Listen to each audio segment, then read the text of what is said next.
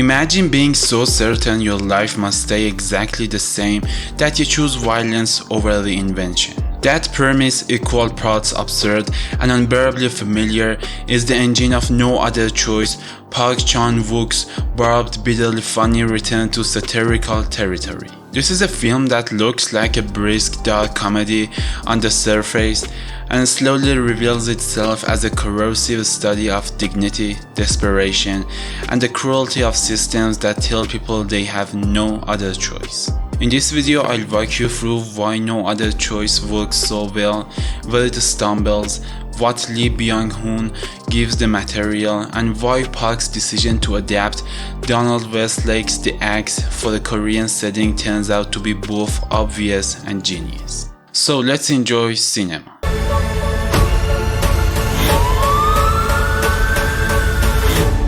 No Other Choice is Park Chan-wook's 2025 satire thriller, a co-written, produced, and directed feature that transplants Westlake's merciless novel into a modern South Korean workplace landscape.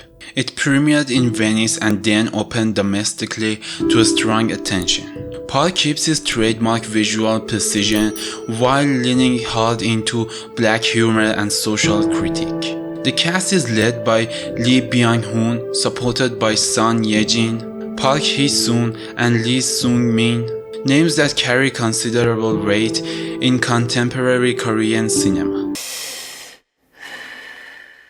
어쩔 수가 없다.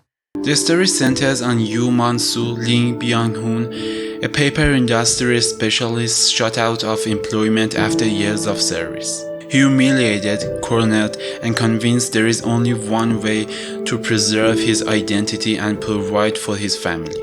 Man-soo embarks on an escalating series of murderous maneuvers, targeting other unemployed professionals who stand between him and the job he believes is his birthright. The premise is intentionally grotesque. Park uses it to interrogate the idea that a person's worth can be measured by a single career or title. 특별한 일 없으셨습니까?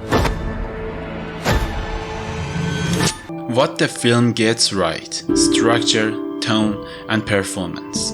First, tone. Park Chan-wook takes a razor-sharp tonal risk here. The film opens as a dark workplace comedy. The kinds of micro-humiliation and Kafkaesque corporate rituals many of us recognize, and then lets its moral gravity sink in. The tonal pivot is gradual and expertly managed. The laughs become uneasy.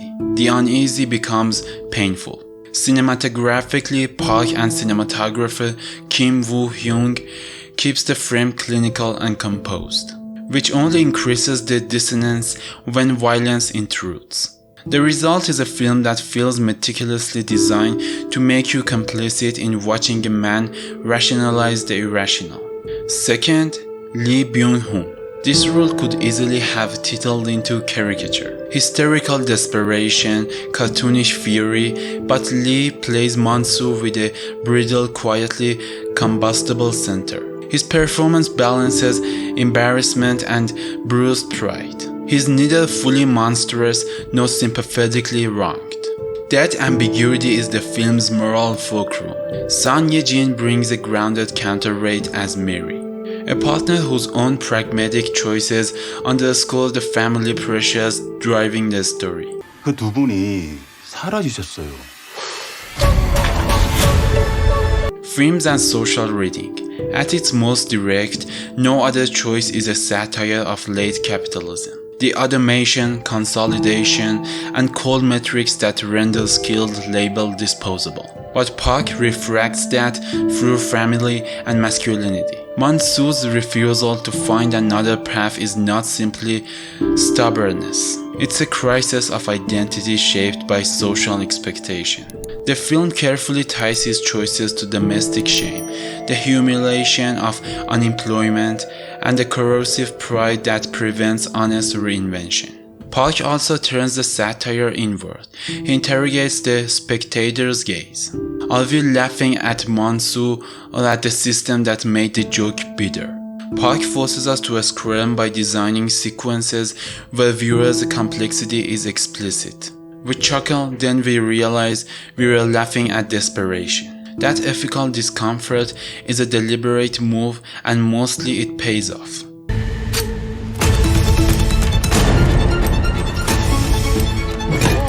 How the adaptation works. Adapting Donald Westlake's The Axe is not a new idea.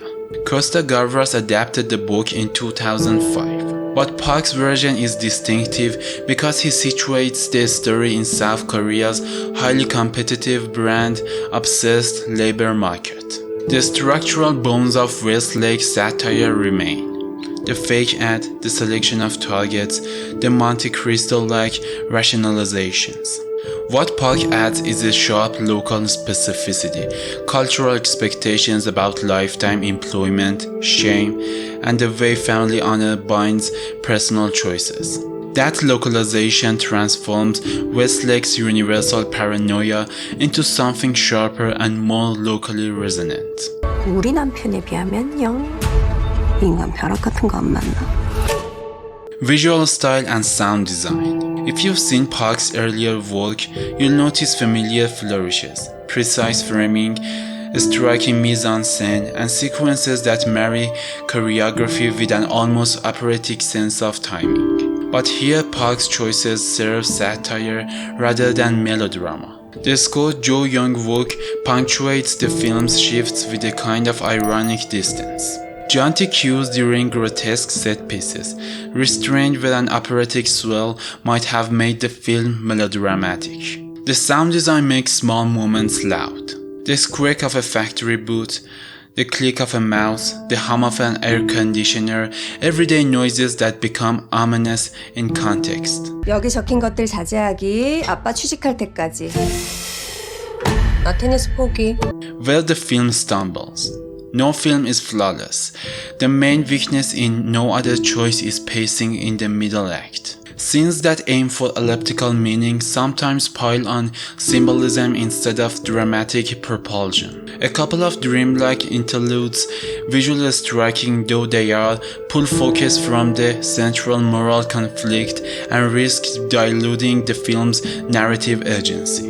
There is also a tonal tightrope that will not land for everyone. Audiences looking for a straight thriller or a pure black comedy may find themselves occasionally disoriented by Park's oscillations. These are relatively small complaints in a film that otherwise sticks its landing, but worth noting if you are considering expectations going in. 실직은 하고 싶어서 안 돼. 아니다. Comparative take, Park's career and this film's place in it. Park Chan-wook has long been a director of moral extremities.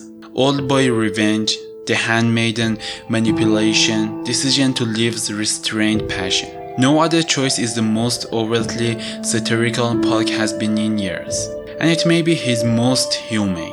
Despite the violence, the film cares about his character as ruined people, not mere vehicles for stylistic gymnastics. Critics at Venice responded strongly, and early festival coverage has framed the film as one of Park's most achieved works in recent years. 나는 좋은 사람이다. Cultural resonance and timing.